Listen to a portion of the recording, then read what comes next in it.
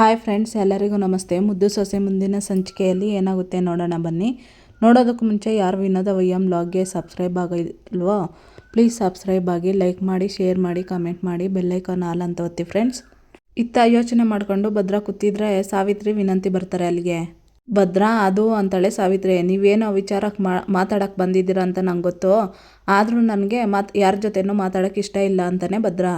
ದಯವಿಟ್ಟು ನನಗೆ ಒಂಟಿಯಾಗಿರೋಕ್ಕೆ ಬಿಟ್ಬಿಡಿ ಅಂತಾನೆ ಭದ್ರಾ. ಹೌದು, ನಾವು ಅವಳ ವಿಚಾರನೇ ಮಾತಾಡೋಕ್ಕೆ ಬಂದಿರೋದು, ಅದನ್ನು ಕೇಳಿದ್ರೆ ನಿನಗೆ ಒಳ್ಳೇದು ಮಾಮ ಅಂತ ವಿನಂತಿ ಹೇಳ್ತಾಳೆ. ನನಗೆ ಅವಳ ವಿಚಾರನೂ ಬೇಡ, ಅವಳಿಗೂ ನನಗೂ ಯಾವ ಸಂಬಂಧನೂ ಇಲ್ಲ ಅಂತ ಭದ್ರಾ ಹೇಳ್ತಾನೆ. ನೋಡು ಭದ್ರಾ, ನೀನು ಹಿಂಗೆ ಹೇಳಿದ ತಕ್ಷಣ ಅವಳ ಸಂಬಂಧ ಕಳೆದೋತದೆಯೇ, ಡೈವರ್ಸ್ ಆಗೋ ಗಂಟ ಅವಳು ಈ ಮನೆ ಸೊಸೆನೇ ಅಲ್ವಾ ಅಂತ ಸಾವಿತ್ರಿ ಹೇಳ್ತಾಳೆ. ಅದು ಹೆಸ್ರಿಗೆ ಅಷ್ಟೇಯ ಅಂತ ಭದ್ರಾ ಹೇಳ್ತಾನೆ. ಹೆಸ್ರಿಗಾದ್ರೂ ಅವಳು ಸೊಸೆನೆಯ ತಾನೆ, ಅವಳು ಏನು ಮಾಡ್ತಾಳೆ, ಎಲ್ಲಿಗೆ ಹೋಗ್ತಾಳೆ ಅನ್ನೋದನ್ನು ತಿಳ್ಕೊಳೋದು ಮುಖ್ಯ, ಅದಕ್ಕೆ ನಾವು ಅಂತಿರ್ತಾಳೆ ಸಾವಿತ್ರಿ. ಅದೇನಾದರೂ ಆಗಲಿ ನನಗೆ ಹೇಳ್ಬೇಡಿ ಅಷ್ಟೇಯ ಅಂತ ಭದ್ರಾ ಹೇಳ್ತಾನೆ. ಇವತ್ತು ಈ ವಿಚಾರ ಹೇಳ್ದೆ ಹೋದರೆ ನಾಳೆ ಅಟ್ಟೆ ಸೊಸೆ ಆಚಾರ ಬಿಟ್ಟವಳು ಅಂತ ಹೇಳ್ಬೇಕಾಗ್ತದೆ. ಅವಳು ಡಾಕ್ಟ್ರ್ ಓದೋಕ್ಕೆ ಮೈಸೂರು ಕಾಲೇಜ್ಗೆ ಸೇರ್ಕೊಂಡವಳೆ ಅನ್ನೋ ವಿಷಯ ನಿನಗೆ ಗೊತ್ತೇ ಅಂತ ಸಾವಿತ್ರಿ ಕೇಳ್ತಾಳೆ. ಅದು ಅವಳಿಷ್ಟ ಅಂತಾನೆ ಜೋರಾಗಿ ಕೋಪದಲ್ಲಿ ಭದ್ರಾ. ಹೌದೌದು, ಇಷ್ಟ ಆಗಿರೋ ಹೊತ್ತಿಗೆ, ಇಷ್ಟಪಟ್ಟಿರೋನು ಅಲ್ಲಿರೋ ಹೊತ್ತಿಗೆ ಮಂಡ್ಯ ಕಾಲೇಜ್ ಬಿಟ್ಬಿಟ್ಟು ಮೈಸೂರು ಕಾಲೇಜ್ಗೆ ಸೇರ್ಕೊಂಡಿರೋದು ಅಂತ ವಿನಂತಿ ಹೇಳ್ತಾಳೆ. ಹ್ಞೂ ಕಣಪ್ಪ, ಅವಳ ಬಗ್ಗೆ ತಿಳ್ಕೊಳೋದಕ್ಕಂತಾನೆ ಕಾಲೇಜಲ್ಲಿ ಒಬ್ಬಳನ್ನ ನೇಮಕ ಮಾಡಿದ್ದೀನಿ, ಅವಳೇ ಇದೆಲ್ಲ ಹೇಳಿದ್ದು ಅಂತಾಳೆ ಸಾವಿತ್ರಿ. ಅವನು ಯಾವನ ಸತೀಶ ಅನ್ನೋನು 1ನೇ ಕ್ಲಾಸಿಂದ 10ನೇ ಕ್ಲಾಸ್ ಗಂಟ ಇವಳ ಜೊತೆಯಲ್ಲೇ ಓದುತ್ತಿದ್ನಂತೆ. ಅವಳಿಗೋಸ್ಕರನೇ ಕ್ಯಾಂಟೀನ್ ನಡೆಸ್ತವನಂತೆ, ಇವಳು ಅವನಿಗೋಸ್ಕರನೇ ಅಲ್ಲಿಗೆ ಹೋಗಿರೋದಂತೆ ಅಂತ ಸಾವಿತ್ರಿ ಹೇಳ್ತಾಳೆ.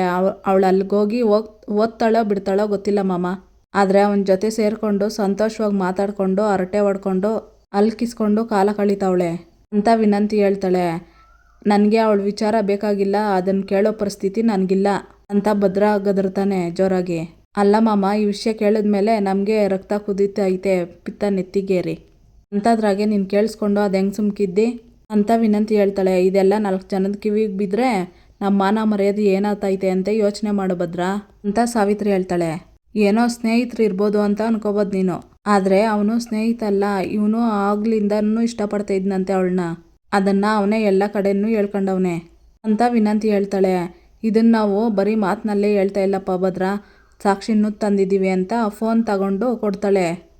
ಆ ಫೋನ್ನಲ್ಲಿರೋ ವಿಡಿಯೋ ನೋಡಿ ಭದ್ರಾ ತುಂಬ ಕೋಪ ಮಾಡ್ಕೊತಾನೆ.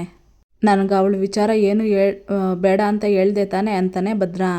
ಯಾರಿಗೇನು ಗೊತ್ತು ಮಾವ, ಇವಳು ಮಳ್ಳಿ ಹಂಗೆ ಅವನ ಜೊತೆ ಇಷ್ಟಪಟ್ಟು ನಿನ್ನ ಜೊತೆ ಮದುವೆ ಇಷ್ಟ ಇಲ್ದಿದ್ದಂಗೆ ಪೊಲೀಸವ್ರಿಗೆ ಫೋನ್ ಮಾಡಿರ್ಬೋದು ಅಂತ ವಿನಂತಿ ಹೇಳ್ತಾಳೆ. ಈಗಿನ ಕಾಲದಲ್ಲಿ ಯಾರನ್ನೂ ನಂಬೋಕ್ಕಾಗೋಕ್ಕಿಲ್ಲ ಭದ್ರಾ. ಈಗ ಅವಳ ಹೊಟ್ಟೆಲಿರೋ ಮಗುನೂ ಎಲ್ಲಿ ಅವನು ಅನ್ನೋಷ್ಟೊತ್ತಿಗೆ ಸಾವಿತ್ರಿ ನಿಲ್ಲಿಸೋ ಅಂತಾನೆ ಭದ್ರಾ. ಇನ್ನೊಂದು ಮಾತಾಡಿದ್ರೆ ಚೆನ್ನಾಗಿರೋಕ್ಕಿಲ್ಲ, ಮೊದಲು ಇಲ್ಲಿಂದ ಹೊರಟೋಗಿ ಅಂತ ಭದ್ರಾ ಹೇಳ್ತಾನೆ. ಹೋಗಿ ಭದ್ರಾ ಅದು ಅಂತಿರ್ತಾಳೆ ಸಾವಿತ್ರಿ. ಹೋಗಿ ಅಂತ ಹೇಳ್ತಾ ಇದ್ದೀನಿ ತಾನೆ ಅಂತ ಗದರ್ತಾನೆ ಭದ್ರಾ. ಅಲ್ಲಿಂದ ಸಾವಿತ್ರಿ ವಿನಂತಿ ಹೊರಡ್ತಾರೆ. ಇತ್ತ ಕಾಲೇಜಿನಿಂದ ವಿದ್ಯಾ ಮನೆಗೆ ಬರ್ತಾಳೆ. ಅಲ್ಲೇ ಬಾಗ್ಲಲ್ಲಿ ಕೂತಿದ್ದು ಸರು ಓದ್ಕೊಂಡು ಅಕ್ಕ ಬಂದ್ಲು, ಕೋಟ್ಲೆ ಅಣ್ಣ ಅಕ್ಕ ಬಂದ್ಲು ಅಂತ ಕೂಗ್ತಿರ್ತಾಳೆ. ಅದಕ್ಕೆಮ್ಮ ಅಲ್ಲೇ ನಿಂತ್ಕೊಳ್ಳಿ, ನೀವು ಅಟ್ಟಿಗೆ ಸೀದಾ ಹೋಗಂಗಿಲ್ಲ ಅಂತ ಹೇಳಿ ಅಡ್ಡಾಕ್ತಾನೆ ಕೋಟ್ಲೆ. ಯಾಕಣ್ಣಯ್ಯ ಏನಾಯಿತು ಅಂತಾಳೆ ವಿದ್ಯಾ. ಏನು ಅಂದರೆ, ಇವತ್ತು ಊರು ತುಂಬ ನಿಂದೆ ಸುದ್ದಿ ಅದಕ್ಕೆಮ್ಮ, ಯಾರ ಬಾಯಲ್ಲಿ ಕೇಳಿದ್ರೂ ವಿದ್ಯಾ ಡಾಕ್ಟ್ರು ಓದಕ್ಕೆ ಹೋಗ್ತಾವಳೆ ಅನ್ನೋದೇ ಮಾತು. ಅದ್ರ ಜೊತೆಗೆ ಅದೆಷ್ಟು ಜನದ ಕಣ್ಣು ಬಿದ್ದಿರ್ತೈತೋ ನಿಮ್ಮ ಮೇಲೆ, ಅದಕ್ಕೆ ದೃಷ್ಟಿ ತೆಗಿಯೋಗಂಟ ಹಟ್ಟಿ ಒಳಗೆ ಬಿಡಬೇಡ ಅಂತ ಅಜ್ಜಿ ರತ್ನಕ್ಕ ಇಬ್ಬರು ಹೇಳವ್ರೆ ಅಂತ ಹೇಳಿ ಕೋಟ್ಲೆ ರತ್ನಕ್ಕ ಬಿರಿನೆ ಬನ್ನಿ ಅಂತ ಕೂಗ್ತಾನೆ. ವಿದ್ಯಾರಪ್ಪ ಬಂದು ಗೇಟ್ ಹತ್ರ ನಿಂತ್ಕೊತಾನೆ. ಬಂದೆ ಅಂತ ಅಂದ್ಬಿಟ್ಟು ಆರತಿ ತರ್ತಾಳೆ ರತ್ನ. ಆರತಿ ಮಾಡ್ತಾನೆ ಕೋಟ್ಲೆ. ಆದಿ ಕಣ್ಣು, ಬೀದಿ ಕಣ್ಣು, ಮನುಷ್ಯರ ಕಣ್ಣು, ನಾಯಿ ಕಣ್ಣು, ಎಲ್ಲರ ಕಣ್ಣು ಹೊರಟೋಗ್ಲಪ್ಪ ಅಂತ ಆರತಿ ಮಾಡ್ತಾನೆ ಕೋಟ್ಲೆ. ಅಂತೂ ಇಂತೂ ನನ್ನ ಮಗಳು ಯಾರ ಸಹಾಯನ ಇಲ್ಲದೆ ಕಾಲೇಜ್ ಮೆಟ್ಲು ಹತ್ಬಿಟ್ಲು, ಅವಳ ಕನಸು ಈಡೇರ್ತೈತೆ, ಅವಳಿಗೆ ಒಳ್ಳೇದಾದರೆ ಸಾಕಪ್ಪ ದೇವ್ರೆ ಅಂತ ವಿದ್ಯಾವರಪ್ಪ ಅನ್ಕೊಂತಿರ್ತಾನೆ. ಅಕ್ಕ, ಮೊದಲನೇ ದಿನ ಕಾಲೇಜ್ಗೆ ಹೋದಲ್ಲ ಹೆಂಗಿತ್ತು ಅಂತಾಳೆ ಸರು. ಸಂದಾಗಿತ್ತು ಸರು ಅಂತಾಳೆ ವಿದ್ಯಾ. ರತ್ನ ನೀರು ತಂದ್ಕೊಡ್ತಾಳೆ ಕುಡಿಯೋದಕ್ಕಂತ. ವಿದ್ಯಾ ಕುಡಿತಾಳೆ ನೀರನ್ನ. ಅಲ್ಲ ಕಣೆ ವಿದ್ಯಾ, ಅಷ್ಟು ದೂರ ಬಸ್ಸಲ್ಲಿ ಹೋಗಿ ಬರೋದಕ್ಕೆ ನಿನಗೆ ಹಿಂಸೆ ಆಗೋಕ್ಕಿಲ್ವೇ ಅಂತ ವಿದ್ಯಾವ್ರ ಅಜ್ಜಿ ಕೇಳ್ತಾಳೆ. ಅಯ್ಯೋ ಅಜ್ಜಿ, ನಂದೇನು ಮಹಾ ದೂರ ಹೇಳೋ, ನನಗಿಂತ ಶಾನ ದೂರದಿಂದ ಬರ್ತಾರೆ ಗೊತ್ತೇ, ಅದರ ಜೊತೆಗೆ ನನಗಿವತ್ತು ಇಬ್ಬರು ಫ್ರೆಂಡ್ಸ್ ಆದರು ಅಂತ ವಿದ್ಯಾ ಹೇಳ್ತಾಳೆ. ಅಂದ್ಮೇಕೆ ಇನ್ನೂ ಒಳ್ಳೇದಾಯ್ತಲ್ಲ ಬಿಡೋ ಅದಕ್ಕೆಮ್ಮ ಅಂತಾನೆ ಕೋಟ್ಲೆ. ವಿದ್ಯಾ, ನೀನೋಗಿ ಕೈಕಾಲು ತೊಳ್ಕೊಬಾ, ತಿನ್ನಕ್ಕೆ ಏನಾದರೂ ಕೊಡ್ತೀನಿ ಅಂತಾಳೆ ರತ್ನ. ವಿದ್ಯಾ ಸರಿ ಅಂತ ತಲೆ ಅಲ್ಲಾಡಿಸ್ತಾ ಇರ್ತಾಳೆ. ವಿದ್ಯಾಗೆ ವಾಮಿಟ್ ಆಗ್ತೈತೆ. ವಿದ್ಯಾ ಏನಾತದವ್ವ ಅಂತಾಳೆ ರತ್ನ. ಯಾಕೋ ಗೊತ್ತಿಲ್ಲ ಕಣವ್ವ, ಹೊಟ್ಟೆ ತೊಳಸ್ದಂಗೆ ಆತೈತೆ ಅಂತ ವಿದ್ಯಾ ಹೇಳ್ತಾಳೆ. ಅಲ್ಲ ಕಣವ್ವ, ಇಂಥ ಟೈಮ್ನಾಗೆ ಮೈಸೂರು ಗಂಟ ಬಸ್ನಲ್ಲಿ ಓಡಾಡಿದ್ರೆ ಇನ್ನೇನಾತದ ಹೇಳು ಅಂತ ವಿದ್ಯಾವ್ರ ಅಜ್ಜಿ ಹೇಳ್ತಾರೆ. ಅಜ್ಜಿ, ನನ್ನಂಗೆ ಹೊಟ್ಟೆದಲ್ಲಿ ಮಗು ಮಾಡ್ಕೊಂಡು ಎಷ್ಟೋ ಹೆಣ್ಮಕ್ಳು ತಮ್ಮ ಜೀವನಕ್ಕೋಸ್ಕರ ಕೆಲಸ ಮಾಡ್ತಿಲ್ವೇ? ಅವ್ರ ಮುಂದ್ಗೂಟೆ ನಂದೇನು ಮಹಾ ಹೇಳು ಅಂತ ವಿದ್ಯೆ ಹೇಳ್ತಾಳೆ. ಅಲ್ಲ ಕಣವ್ವ, ನಿನ್ನ ಹೊಟ್ಟೆಯಲ್ಲಿ ಇರೋ ಮಗುಗೆ ಏನಾದರೂ ಆದರೆ ಅಂತ ಭಯ ಅಂತ ರತ್ನ ಹೇಳ್ತಾಳೆ. ಅವ್ವ, ನೀನೇನು ಯೋಚನೆ ಮಾಡಬೇಡ, ನನ್ನ ಹೊಟ್ಟೆಯೊಳಗಿರೋ ಮಗು ಆರೋಗ್ಯವಾಗಿ ಸಿಂಹದ ಮರಿ ಹಂಗೆ ಬೆಳೀತದೆ. ಹಂಗೆ ನಾನು ಬೆಳೆಸ್ತೀನಿ. ಯಾರು ಏನು ಹೇಳಿದ್ರು, ಏನೇ ಅಡ್ಡಿ ಆತಂಕಗಳು ಬಂದರೂ ಸರಿನೇಯ. ನಾನು ಕಾಲೇಜ್ಗೆ ಹೋಗ್ತೀನಿ, ನಾನು ಆಸೆ ಪಟ್ಟಂಗೆ ಡಾಕ್ಟ್ರ್ ಆಗೇ ಆತೀನಿ. ಇದರಲ್ಲಿ ಯಾವ ಬದಲಾವಣೆಯೂ ಇಲ್ಲ ಅಂತ ವಿದ್ಯೆ ಹೇಳ್ತಾಳೆ. ಇತ್ತ ಈಶ್ವರಿಗೆ ಫೋನ್ ಬರ್ತಾ ಇರ್ತೈತೆ. ಫೋನ್ ಆನ್ ಮಾಡಿ ಮಾತಾಡ್ತಾಳೆ. ಹಲೋ ಅಮ್ಮ ಅಂತಾನೆ ಸುಭಾಷ. ಯಾಕ್ಲಾ ದುಡ್ಡು ದುಡ್ಡು ಅಂತ ಪ್ರಾಣ ತಿಂತೀಯ? ಇವಾಗ್ಲಾ ಕರ್ಕಿ ನಿಮ್ಮ ಅಪ್ಪಂತವಾದೆ. ನನಗೇನು ಮಾಡೋಕ್ಕಾಗ್ತಾ ಇಲ್ಲ. ಇದು ನಿನ್ಗೆ ಯಾಕೆ ಅರ್ಥ ಆಗ್ತಾ ಇಲ್ಲ ಅಂತ ಈಶ್ವರಿ ಹೇಳ್ತಾಳೆ. ಅಮ್ಮ, ನೀನು ಯಾವಾಗಲೂ ಅದೇ ಯೋಚನೆಯಲ್ಲಿ ಇರಬೇಡ. ನಾನೀಗ ಫೋನ್ ಮಾಡಿರೋದು ದುಡ್ಡಿನ ವಿಷಯಕ್ಕಲ್ಲ. ನಾನು ಊರಿಗೆ ಬರ್ತಾ ಇದ್ದೀನಿ, ಅದನ್ನು ಹೇಳಕ್ಕೆ ಕಾಲ್ ಮಾಡಿದೆ ಅಂತ ಹೇಳ್ತಾನೆ ಸುಭಾಷ. ಈ ಬುದ್ಧಿಗೇಡಿ, ಯಾಕ್ಲಾ ಹಿಂಗೆ ಮಾತಾಡ್ತಾ ಇದೀಯಾ? ನಿನ್ನ ಕಂಟಕ ಇನ್ನೂ ಇಲ್ಲಿ ಕಳೆದಿಲ್ಲ ಅನ್ನೋದನ್ನ ಮರಿಬೇಡ ಅಂತ ಈಶ್ವರಿ ಹೇಳ್ತಿರ್ತಾಳೆ. ಸಾಕು ಸುಮ್ಮನಿರಮ್ಮ, ನಾನೇನಾದರೂ ಊರು ಬಿಟ್ಟು ಅಜ್ಞಾತವಾಸ ವನವಾಸ ಅನುಭವಿಸ್ತೀನಿ ಅಂತ ಮಾತು ಕೊಟ್ಟಿದ್ನಾ ಅಂತಾನೆ ಸುಭಾಷ. ಮಾತು ಕೊಟ್ಟಿಲ್ಲ ಅಂದ್ರೂ ಮಾಡಬಾರ್ದು ಮಾಡಿ ಸಿಗಾಕೊಂಡಿದ್ಯಲ್ಲಪ್ಪ ಸುಭಾಷ. ನೋಡು, ಉಡಫೆಯಿಂದ ಮಾತಾಡಿ ನಿನ್ನ ತಲೆ ಮೇಲೆ ನೀನೇ ಚಪ್ಪಡಿ ಕಲ್ಲು ಹೇಳ್ಕೊಬೇಡ. ಇಲ್ಲೆಲ್ಲ ಒಂದು ಹಂತಕ್ಕೆ ಬಂದು ಪರಿಸ್ಥಿತಿ ನಮ್ಮ ಕೈಗೆ ಬಂದವಾಗ ನಾನೇ ಹೇಳ್ತೀನಿ. ಈಗ ಎಲ್ಲಿದ್ಯಾ, ಮರ್ಯಾದೆಯಿಂದ ಅಲ್ಲೇ ಇದ್ಬಿಡು ಅಂತ ಈಶ್ವರಿ ಹೇಳ್ತಾಳೆ. ಅಮ್ಮ, ಎಲ್ಲನೂ ನಮ್ಮ ಹಿಡ್ತಕ್ಕೆ ತಗೊಳ್ಳೋ ಚಾನ್ಸ್ ಸಿಕ್ಕಾಯ್ತು. ಆ 3 ಅಡಿ ಜುಟ್ಟು ನಮ್ಮ ಕೈಗೆ ಬಂದಾಯ್ತು. ಇನ್ನೇನಿದ್ರೂ ಎದುರ್ಕೊಳ್ಳೋದಲ್ಲ, ಎದುರಿಸ್ತಾ ಇರೋದೇಯ. ಜೊತೆಗೆ ಆ ಶಿವರಾಮೇಗೌಡನ್ನೂ ಬಿಡೋಕ್ಕಿಲ್ಲ, ಅವನೂ ಆಟ ಆಡಿಸ್ತೀನಿ ಅಂತ ಹೇಳ್ತಾನೆ ಸುಭಾಷ. ಏನ್ಲ ಹೇಳ್ತಿದ್ಯಾ ಅಂತಾಳೆ ಈಶ್ವರಿ. ದಿಟ ಕಣಮ್ಮ, ಆ ಚೆಲುವರಾಜ ಏನೇನೆಲ್ಲ ಮಾಡವನೇ ಗೊತ್ತೇ ನನ್ನಮ್ಮ ಅಂತ ಹೇಳಿ ಏನೇನೋ ಹೇಳ್ತಿರ್ತಾನೆ ಸುಭಾಷ. ಅಷ್ಟೇ ಅಲ್ಲ, ಈಗ ದುಡ್ಡಿನ ವಿಚಾರಕ್ಕೆ ಸುಮಾರು ಜನ ಅವನಟ್ಟಿ ತಾವು ಹೋಗಿ ಗಲಾಟೆ ಮಾಡ್ತಾವ್ರೆ. ಆಗ್ಲೇ ಇನ್ನೂ ಒಂದಷ್ಟು ಜನ ರೊಚ್ಚಿಗೆದ್ದು ಕುಂತವ್ರೆ ಅಂತ ಸುಭಾಷ ಹೇಳ್ತಾನೆ. ಈಗ ಅವ್ರನ್ನ ಇಟ್ಕೊಂಡು ಏನ್ಲ ಮಾಡ್ತೀಯಾ ಅಂತ ಈಶ್ವರಿ ಕೇಳ್ತಾಳೆ. ನನ್ನನ್ನು ಆ ಬೀದಿಗೆ ತಂದು ನಿಲ್ಸಿರೋ ಶಿವರಾಮೇಗೌಡನ್ನ ಆಟ ಆಡಿಸ್ತೀನಿ. ನನ್ನನ್ನು ಊರು ಬಿಡಬೇಕು ಅಂತ ಹೇಳ್ದವಳನ್ನ ಶಿವರಾಮೇಗೌಡ ಇನ್ನೂ ದ್ವೇಷ ಮಾಡ್ಬೇಕು ಹಂಗೆ ಮಾಡ್ತೀನಿ ಅಂತ ಸುಭಾಷ ಹೇಳ್ತಾನೆ. ಬೇಡ ಸುಭಾಷ, ಏನೋ ಮಾಡ್ತೀನಂತ ಹೋಗಿ ಎಡವಟ್ಟು ಮಾಡ್ಕೋಬೇಡ ಅಂತ ಹೇಳ್ತಾಳೆ ಈಶ್ವರಿ. ಅಮ್ಮ, ಈಗಿತ ಅದಕ್ಕೆ ಅವಕಾಶ ಇಲ್ಲ. ಇವಾಗ ಸಿಕ್ಕಿರೋ ಅವಕಾಶನ ಬಳಸ್ಕೊಂಡು ಎಲ್ರಿಗೂ ಪಾಠ ಕಳಿಸ್ತೀನಿ. ಅದಕ್ಕೆ ನಾನು ತಿರ್ಗಾ ಊರಿಗೆ ಬರ್ತಾ ಇದ್ದೀನಿ ಅಂತ ಸುಭಾಷ ಹೇಳ್ತಾನೆ. ಅದೇನು ಮಾಡಕ್ಕೆ ಹೊಂಟಿದ್ಯಾ ಅನ್ನೋದ್ರನ್ನಾದ್ರೂ ಬೊಗ್ಲು ಅಂತಾಳೆ ಈಶ್ವರಿ. ನೋಡಮ್ಮ, ಆ ಚೆಲುವರಾಜುಗೆ ಯಾರ್ಯಾರು ದುಡ್ಡು ಕೊಟ್ಟವರೋ ಅವರೆಲ್ಲರನ್ನೂ ಒಂದು ಕಡೆ ಸೇರಿಸ್ತೀನಿ ಅಂತ ಹೇಳಿ ಏನೇನೋ ಹೇಳ್ತಿರ್ತಾನೆ ಸುಭಾಷ. ಹೆಂಗೆ ನಿರೂಪಿಸ್ತೀನಿ ನೋಡ್ತಾ ಇರಮ್ಮ, ಇವಾಗ ಅಸಲಿ ಆಟ ಶುರು ಅಂತ ಕೋಪ ಮಾಡ್ಕೊತಿರ್ತಾನೆ ಸುಭಾಷ ಹೇಳ್ಕೊಂಡು ಫೋನ್ ಕಟ್ ಮಾಡ್ತಾನೆ. ಇತ್ತ ಶಿವರಾಮೇಗೌಡ್ರಿಗೆ ರೀ ಮಜ್ಜಿಗೆ ತಗೊಳ್ಳಿ ಅಂತ ಮೋಹನ ಎತ್ಕೊಬಂದು ಕೊಡ್ತಾಳೆ. ಅಪ್ಪಯ್ಯ ಅಂದ್ಕೊಂಡು ಭದ್ರ ಅವ್ರ ಫ್ರೆಂಡನ್ನು ಕರ್ಕೊಬಂದಿರ್ತಾನೆ. ಏನ್ಲ ಅಂತಾನೆ ಶಿವರಾಮೇಗೌಡ. ಭದ್ರನ ಫ್ರೆಂಡನ್ನು ನೋಡ್ಬಿಟ್ಟು ಯಾರ್ಲ ಮಗ ಇದು ಗೊತ್ತಾಗ್ಲಿಲ್ಲ ಅಂತ ಕೇಳ್ತಾನೆ ಶಿವರಾಮೇಗೌಡ. ಅಪ್ಪಯ್ಯ, ನನ್ನ ಚಿಕ್ಕ ವಯಸ್ಸಿನ ಗೆಳೆಯ ರಾಕೇಶ ಅಂತ, ಚಾನೆ ಒಳ್ಳೆ ಹುಡುಗ. ಅದೇ ಅಪ್ಪಯ್ಯ, ಡ್ರೈವರ್ ಕೆಲಸಕ್ಕೆ ಒಳ್ಳೆ ಹುಡುಗ ಬೇಕು ಅಂತ ಹೇಳಿದ್ದಲ್ಲ, ಅದಕ್ಕೆ ಇವನ್ನ ಕರ್ಕೊಬಂದಿದ್ದೀನಿ ಅಂತ ಭದ್ರ ಹೇಳ್ತಾನೆ. ಚಿಕ್ಕ ವಯಸ್ಸಿನಿಂದ ಗೆಳೆಯ ಅಂದರೆ ನಮ್ಮ ಅಂಗಡಿ ಅಂದಾಣಿ ಮಗನೇ ಅಂತ ಶಿವರಾಮೇಗೌಡರು ಕೇಳ್ತಾರೆ. ಹ್ಞೂ ಅಪ್ಪಯ್ಯ, ಅವನೇಯ ಅಂತ ಭದ್ರ ಹೇಳ್ತಾನೆ. ನಮ್ಮಂಥವ್ರನ್ನೆಲ್ಲ ಇನ್ನೂ ನೀವು ನೆನಪಲ್ಲಿ ಮಾಡ್ಕೊಂಡಿದ್ದೀರಲ್ಲ ಗೌಡ್ರೆ ಅಂತ ರಾಕೇಶ ಹೇಳ್ತಾನೆ. ಅದೆಂಗಪ್ಪ ಮರೆಯೋಕ್ಕಾಗ್ತದೆ? ನೀನು, ಭದ್ರ, ವಿನಂತಿ, ಸುಭಾಷ, ನಮ್ಮ ಕಣ್ಮಣಿ ಎಲ್ಲ ಆಟ ಆಡ್ಕೊಂಡಿದ್ರಲ್ಲ ಅಂತ ಶಿವರಾಮೇಗೌಡರು ಹೇಳ್ತಾರೆ. ಹೂ ಕಣಪ್ಪ, ಒತ್ತರೆಯಿಂದ ಸಂಜೆ ಗಂಟ ನಮ್ಮನೆಯಲ್ಲೇ ಇರ್ತಾ ಇದ್ದೆ. ನಿಮ್ಮವ್ವ ಬಂದು ಹೊಡೆದು ಕರ್ಕೊಂಡು ಹೋಗ್ತಾ ಇದ್ಲು ಅಂತ ಗೋವಿಂದೇಗೌಡರು ಹೇಳ್ತಿರ್ತಾರೆ. ಹೂ ಗೌಡ್ರೆ ಅಂತಾನೆ ರಾಕೇಶ. ಗುರ್ತೇ ಸಿಕ್ದಿದ್ದಂಗೆ ಬೆಳೆದ್ಬಿಟ್ಟಿದೀಯಾ. ಆಮೇಲೆ ನೀನು ಬೆಂಗಳೂರಲ್ಲೇ ಇದ್ದಿದ್ದು ಅಂತ ಮೋಹನ ಕೇಳ್ತಾಳೆ. ಹ್ಞೂ ಅವರೇ, ಅಪ್ಪ ಕೆಲ್ಸಕ್ಕೆ ಸೇರ್ಕೊಂಡು ನಮ್ಮನ್ನು ಅಲ್ಲಿಗೆ ಕರ್ಕೊಂಡೋಗಿದ್ರು. ಈಗ ಅಪ್ಪ ತೀರ್ಕೊಂಡ್ಮೇಲೆ ಅವ್ವ ಊರಲ್ಲೇ ಜಮೀನು ನೋಡ್ಕೊಂಡಿದ್ಬಿಡ ನನ್ನ ನಡಿ ಮಗ ಅಂತ ಹೇಳಿದ್ರು. ಅದಕ್ಕೆ ಇಲ್ಲಿಗೆ ಬಂದ್ಬಿಟ್ವು ಅಂತ ಹೇಳ್ತಾನೆ ರಾಕೇಶ. ಒಳ್ಳೇದಾಯ್ತು ಬಿಡು, ಹುಟ್ಟೂರಲ್ಲಿ ಸಿಗೋ ನೆಮ್ಮದಿ ಬೇರೆ ಎಲ್ಲೂ ಸಿಗೋಕ್ಕಿಲ್ಲ ಅಂತಾರೆ ಶಿವರಾಮೇಗೌಡರು. ಹೌದು ಗೌಡ್ರೆ, ಅದಕ್ಕೆ ಇಲ್ಲೇ ಏನಾದರೂ ಕೆಲಸ ಮಾಡೋಣ ಅಂತ ಹುಡುಕ್ತಾ ಇದ್ದೆ. ಆಗ ಚಿಕ್ಕಗೌಡ್ರು ಕೆಲಸ ಐತೆ, ಡ್ರೈವರ್ ಕೆಲಸ ಬಾ ಅಂತ ಹೇಳಿದ್ರು ಅಂತ ರಾಕೇಶ ಹೇಳ್ತಾನೆ. ಏ ರಾಕಿ, ನೀನೇ ಯಾಕಲಾ ಚಿಕ್ಕಗೌಡ ಗಿಕ್ಕಗೌಡ ಅಂದ್ಕೊಂಡು?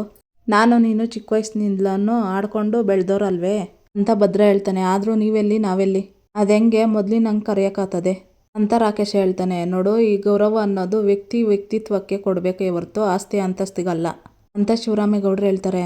ನೋಡಪ್ಪ, ನಮ್ಮ ಹಟ್ಟಿಲಿ ಡ್ರೈವರ್ ಅಂದರೆ ಡ್ರೈವರ್ ಕೆಲಸ ಅಂದರೆ ಡ್ರೈವರ್ ಮಾತ್ರ ಅಲ್ಲ, ನಮ್ಮ ಮಟ್ಟಿಲೇ ಒಬ್ಬನಾಗಿರಬೇಕು. ಒಳ್ಳೆಯದು ಕೆಟ್ಟದ್ದು ಎಲ್ಲದರಾಗೂ ಭಾಗಿಯಾಗಬೇಕು. ಒಟ್ಟಾರೆ ಯಾವುದೇ ಕೆಲಸ ಕೊಟ್ಟರು ಜವಾಬ್ದಾರಿಯಿಂದ ನೋಡ್ಕೋಬೇಕು ಅಂತ ಗೋವಿಂದೇಗೌಡರು ಹೇಳ್ತಿರ್ತಾರೆ. ಆಯಿತು ಗೌಡ್ರೆ ಅಂತಾನೆ ರಾಕೇಶ. ಆಮೇಲೆ ನಿನ್ಗೇನೇ ಸಮಸ್ಯೆ ಇದ್ದರೂ ನಮ್ಮ ಹತ್ರ ಹೇಳ್ಕೊ. ಎಲ್ಲದಕ್ಕಿಂತ ಹೆಚ್ಚಾಗಿ ಕೈ ಬಾಯಿ ಶುದ್ಧವಾಗಿರಬೇಕು. ಯಾಕೆ ಈ ಮಾತು ಹೇಳ್ತಾ ಇದ್ದೀನಿ ಅಂತಂದರೆ, ನಾನೊಬ್ಬ ಮಂತ್ರಿ.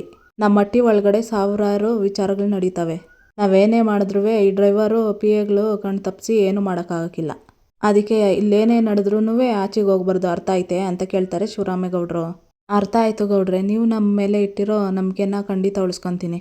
ನನ್ನಿಂದ ಅಂತ ಯಾವ ತಪ್ಪು ಆಗೋಕ್ಕೆ ಅವಕಾಶ ಕೊಡೋಕ್ಕಿಲ್ಲ ಅಂತ ರಾಕೇಶ್ ಹೇಳ್ತಾನೆ. ಸರಿ, ಉಳ್ದಿದ್ದ ವಿಚಾರಗಳನ್ನ ಮಾತಾಡ್ಬಿಟ್ಟು ಭದ್ರ ಕೆಲಸ ಮಾಡ್ಕೊಂಡು ಹೋಗೋಕೆ ಹೇಳು ಅಂತ ಶಿವರಾಮೇಗೌಡರು ಹೇಳ್ತಾರೆ. ಸರಿ ಅಪ್ಪಯ್ಯ ಅಂತ ಭದ್ರ ಕರ್ಕೊಂಡೋಗ್ತಾನೆ. ಇತ್ತ ವಿದ್ಯಾವರಪ್ಪ ಲಾಯರ್ನ ಬರ್ತಾ ಇರ್ತಾರೆ. ಕೊಟ್ಲೆ ಕರ್ಕೊಂಡೋಗೋ ಅಂತ ಹೇಳ್ತಾನೆ. ಚೆಲ್ವಣ್ಣ ಅಂತಿರ್ತಾನೆ. ಕರ್ಕೊಂಡೋಗೋ ಕೊಟ್ಲೆ ಅಂತ ವಿದ್ಯಾವರಪ್ಪ ಹೇಳ್ತಿರ್ತಾರೆ. ಬನ್ನಿ ಮೇಡಮ್ ಅಂತ ಒಳಗಡೆ ಕರ್ಕೊಂಡೋಗ್ತಾನೆ ಕೊಟ್ಲೆ. ರತ್ನಕ ಅಂತ ಕೂಕೊಂಡು ಕರ್ಕೊಂಬರ್ತಿರ್ತಾನೆ ಕೊಟ್ಲೆ. ಬಂದೆ ಅಂತ ಅಂದ್ಬಿಟ್ಟು ಕರೆದು ಕುಳಿಸ್ತಾಳೆ ಲಾಯರ್ನ ರತ್ನ. ವಿದ್ಯಾ ಅಂತ ಕೂಗಿ ರತ್ನ ಬಂದೆ ಅಂತ ಒಳಗಡೆ ಹೋಗ್ತಾಳೆ. ವಿದ್ಯಾ ಬರ್ತಾಳೆ. ರತ್ನ ನೀರು ತಂದ್ಕೊಡ್ತಾಳೆ ಲಾಯರ್ಗೆ ಕುಡಿಯೋದಕ್ಕಂತ. ನೋಡಿ ಯಮುನಾ ನನ್ನ ಜೂನಿಯರು, ನಿಮ್ಮ ಕೇಸಿನ ಎಲ್ಲ ಡೀಟೇಲ್ಸು ನನಗೆ ಹೇಳಿದ್ರು. ನಿಮ್ಮ ಕೇಸ್ನ ನಾನೇ ಹ್ಯಾಂಡಲ್ ಮಾಡಬೇಕು ಅಂತ ಅಂದ್ಕೊಂಡಿದ್ದೀನಿ. ನಾನು ನೋಟಿಸ್ ನೋಡಿದೆ, ಅವರು ಮ್ಯೂಚುವಲ್ ಡೈವರ್ಸ್ ಕೇಳಿದ್ದಾರೆ ಅಂತ ಲಾಯರ್ ಹೇಳ್ತಾರೆ. ಹಂಗಂದ್ರೆ ಏನು ಮೇಡಮ್ ಅವರೇ ಅಂತ ರತ್ನ ಕೇಳ್ತಾಳೆ. ಅಂದರೆ ಇನ್ನು ಮುಂದೆ ನಮ್ಮಿಬ್ಬರಿಗೂ ಒಟ್ಟಿಗೆ ಬಾಳೋದಕ್ಕೆ ಇಷ್ಟ ಇಲ್ಲ, ಹಾಗಾಗಿ ಇಬ್ಬರು ಕೂತು ಮಾತಾಡಿಕೊಂಡು ಪರಸ್ಪರ ಡೈವರ್ಸ್ ತಗೊಳೋದಕ್ಕೆ ಒಪ್ಪಿಗೆ ಇದೆ ಅಂತ ಅರ್ಥ ಅಂತ ಲಾಯರ್ ಹೇಳ್ತಾರೆ. ಮೇಡಮ್ ಅವರೇ, ಈ ವಿಚಾರ ನಮ್ಗೆ ಯಾರಿಗೂ ಗೊತ್ತೇ ಇಲ್ವಲ್ಲ ಅಂತ ಕೊಟ್ಲೆ ಕೇಳ್ತಾನೆ. ಹೆಂಗೆ ಕಳಿಸಿದ್ರು ಮತ್ತೆ ಅಂತ ಕೇಳ್ತಾನೆ. ಸಾಮಾನ್ಯವಾಗಿ ನೋಟಿಸ್ ಕಳಿಸೋರೆಲ್ಲ ಡೈವರ್ಸ್ಗೆ ಇದೇ ರೀತಿನೇ ಕಳಿಸೋದು. ಅವರು ಏನಾದರೂ ಕಳಿಸ್ಲಿ ವಿದ್ಯಾ, ಈಗ ನಿನ್ನ ನಿರ್ಧಾರನೇ ಮುಖ್ಯ ಆಗುತ್ತೆ ಅಂದಾಗೆ. ವಿದ್ಯಾ, ನೀನು ಈಗ ಪ್ರೆಗ್ನೆಂಟ್ ಅಂತೆ, ನಿಜನಾ ಅಂತ ಲಾಯರ್ ಕೇಳ್ತಾರೆ. ಹ್ಞೂ ಮೇಡಮ್ ಅವರೇ ಅಂತಾಳೆ ರತ್ನ. ಒಳ್ಳೇದೇ ಆಯಿತು, ಯಾಕಂದರೆ ಈಗ ನೀನು ಒಬ್ಳಲ್ಲ, ನಿನ್ನೊಳಗೆ ಇನ್ನೊಂದು ಜೀವ ಐತೆ. ಹಾಗಾಗಿ ಈ ಪ್ರಕರಣದಲ್ಲಿ ನಿನ್ನ ಮಾತು ಮತ್ತು ನಿನ್ನ ಹಕ್ಕಿಗೆ ಸಂಪೂರ್ಣ ಬೆಲೆ ಇರ್ತೈತೆ. ಅದರಿಂದ ನೀನೇನು ಎದುರ್ಕೋಬೇಕಾದ ಅವಶ್ಯಕತೆ ಇರೋದಿಲ್ಲ. ಕೋರ್ಟು ನಿನ್ನ ಪರ ನಿಲ್ಲುತ್ತೆ. ಹೀಗೇಳು, ಮ್ಯೂಚುವಲ್ ಡಿವೋರ್ಸ್ಗೆ ನಿನ್ಗೊಪ್ಪಿಗೆ ಇದೆ ಅಂತ ಕಳಿಸ್ಲಾ, ಇಲ್ಲಾಂದರೆ ನೀನು ಅವ್ರ ಜೊತೆ ಬದುಕ್ತೀಯಾ ಅಂತ ಕಳಿಸ್ಲಾ ಅಂತ ಲಾಯರ್ ಹೇಳ್ತಿರ್ತಾರೆ. ವಿದ್ಯಾ ನೆನ್ಸ್ಕೊತಿರ್ತಾಳೆ. ನಾವು ದೂರ ಆದಾಗ್ಲಿಂದಲೂ ಸಂಸಾರನೇ ಮಾಡಿಲ್ಲ ಅಂದ್ಮ್ಯಾಕೆ ನೀನು ಬಸ್ರಿ ಆಗೋಕ್ಕೆ ಹೆಂಗೆ ಸಾಧ್ಯ? ನೀನು ಹೊಟ್ಟೆಯಲ್ಲಿ ಬೆಳೀತಾ ಇರೋದು ನನ್ನ ಪಿಂಡ ಅಲ್ಲ ಅಂತ ಅಂದಿದ್ದು ಅಂತ ಭದ್ರ ಹೇಳಿದ್ದು, ಮತ್ತು ಈ ಮಾತು ಹೇಳಿದ್ಮ್ಯಾಕೆ ನನಗೂ ನಿನಗೂ ಯಾವುದೂ ಸಂಬಂಧ ಇಲ್ಲ ಅಂತ ವಿದ್ಯಾ ಹೇಳಿದ್ದು ಎಲ್ಲ ನೆನಪು ಮಾಡ್ಕೊತಿರ್ತಾರೆ ವಿದ್ಯಾನನ್ನು ರತ್ನ. ವಿದ್ಯಾ ಮಾತಾಡವ್ವ ಅಂತ ಹೇಳ್ತಾಳೆ ರತ್ನ. ವಿದ್ಯಾ, ನಿನ್ನನ್ನೇ ಕೇಳ್ತಿರೋದು ಅಂತಾಳೆ ಲಾಯರು. ಮೇಡಮ್, ನನಗೆ ಮ್ಯೂಚುವಲ್ ಡೈವರ್ಸ್ಗೆ ಒಪ್ಪಿಗೆ ಇಲ್ಲ ಅಂತ ವಿದ್ಯಾ ಹೇಳ್ತಾಳೆ. ಹಂಗಾದ್ರೆ ನೀನು ಅಣ್ತಮ್ಮನ ಜೊತೆ ಬಾಳ್ತೀವಿ ಅಂತ ನೋಟಿಸು ಕಳಿಸ್ಬಿಡ್ಲಿ ಅಲ್ವೇ ಅತ್ಕಮ್ಮ ಅಂತ ಕೇಳ್ತಾನೆ ಕೊಟ್ಲೆ. ನಾನು ಮ್ಯೂಚುವಲ್ ಡೈವರ್ಸ್ ಕೊಡೋಕ್ಕಿಲ್ಲ ಅನ್ನೇ ಹೊರ್ತು ಅವ್ರ ಕುಟೆ ಬಾಳ್ತೀನಿ ಅಂತ ಹೇಳಿಲ್ಲ ಅಣ್ಣಯ್ಯ ಅಂತ ವಿದ್ಯಾ ಹೇಳ್ತಾಳೆ. ಅಲ್ಲ, ನೀನು ಡೈವರ್ಸು ಕೊಡಲ್ಲ, ಜೊತೆಲಿ ಬಾಳೋದು ಇಲ್ಲ ಅಂದರೆ ಏನರ್ಥ ಅಂತ ಲಾಯರ್ ಕೇಳ್ತಾರೆ. ನೀನೇನಾದರೂ ಆಸ್ತಿ ದುಡ್ಡಿಗೋಸ್ಕರ ಎದುರು ನೋಡ್ತಾ ಇದ್ದೀರಾ ಅಂತ ಲಾಯರ್ ಕೇಳ್ತಾರೆ. ಇಲ್ಲ ಮೇಡಮ್ ಅಂತಾಳೆ ವಿದ್ಯಾ. ನನಗೆ ಅವರಿಂದ ನಯ ಪೈಸಾ ಕೂಡ ಬೇಡ. ನನ್ನ ಜೀವನ ಹೆಂಗೆ ಕಟ್ಕೋಬೇಕು ಅನ್ನೋದು ನನಗೆ ಸಂದಾಗ ಗೊತ್ತದೆ. ನಾನು ಯಾರ ಮೇಲೇನೂ ಡಿಪೆಂಡ್ ಆಗಿ ಬದುಕೋದಕ್ಕೆ ಇಷ್ಟಪಡೋದಿಲ್ಲ ಮೇಡಮ್ ಅಂತ ವಿದ್ಯೆ ಹೇಳ್ತಾಳೆ. ಅದೆಲ್ಲ ಓಕೆ, ಆದರೆ ಡೈವರ್ಸ್ ಕೊಡಲ್ಲ ಅನ್ನೋದಕ್ಕೆ ಏನಾದರೂ ಕಾರಣ ಇರಬೇಕಲ್ವಾ ಅಂತ ಲಾಯರ್ ಕೇಳ್ತಾರೆ. ನನ್ನ ಹೊಟ್ಟೆಯಲ್ಲಿರೋ ಮಗುನೇ ಕಾರಣ ಮೇಡಮ್. ಊರವ್ರ ಮುಂದ್ಗುಟ್ಟೆ ನನ್ನ ಮಾನಕ್ಕೆ ಮಸಿ ಬಳ್ದು ನಾನು ಹೊಟ್ಟೆಯಲ್ಲಿರೋ ಮಗು ಮೇಲೆ ಕಳಂಕ ಒರೆಸಿ ಈಗ ನೋಟಿಸ್ ಕಳಿಸ್ಬಿಟ್ಟು ಸಂಬಂಧ ಮುಗಿಸ್ಬಿಡೋಣ ಅಂತ ನಾನೇನಾದರೂ ಒಪ್ಕೊಂಡ್ರೆ ನಾನು ತಪ್ಪು ಮಾಡಿದ್ದೀನಿ ಅಂತ ಆಗೋಕ್ಕಿಲ್ವೇ ಮೇಡಮ್? ನಾನು ಹುಟ್ಟೋ ಮಗು ಅಪ್ಪಯ್ಯ ಯಾರೋ ಅಂತ ಕೇಳಿದಾಗ ಇವರೇ ನಿಮ್ಮ ಅಪ್ಪಯ್ಯ ಅಂತ ತೋರಿಸ್ಬೇಕಲ್ವೇ ಅಂತ ವಿದ್ಯೆ ಹೇಳ್ತಿರ್ತಾಳೆ. ಇಲ್ಲಿಗೆ ಈ ಸಂಚಿಕೆ ಮುಕ್ತಾಯ ಆಗುತ್ತೆ. ಇನ್ನೂ ಯಾರು ವಿನೋದ ವೈಎಂ ಬ್ಲಾಗ್ಗೆ ಸಬ್ಸ್ಕ್ರೈಬ್ ಆಗಿಲ್ವೋ ಪ್ಲೀಸ್ ಸಬ್ಸ್ಕ್ರೈಬ್ ಆಗಿ, ಲೈಕ್ ಮಾಡಿ, ಶೇರ್ ಮಾಡಿ, ಕಮೆಂಟ್ ಮಾಡಿ, ಬೆಲ್ಲೈಕಾನ್ ಆಲ್ ಅಂತ ಒತ್ತಿ ಫ್ರೆಂಡ್ಸ್. ವಿಡಿಯೋ ನೋಡಿದ್ದಕ್ಕಾಗಿ ಎಲ್ಲರಿಗೂ ಧನ್ಯವಾದಗಳು.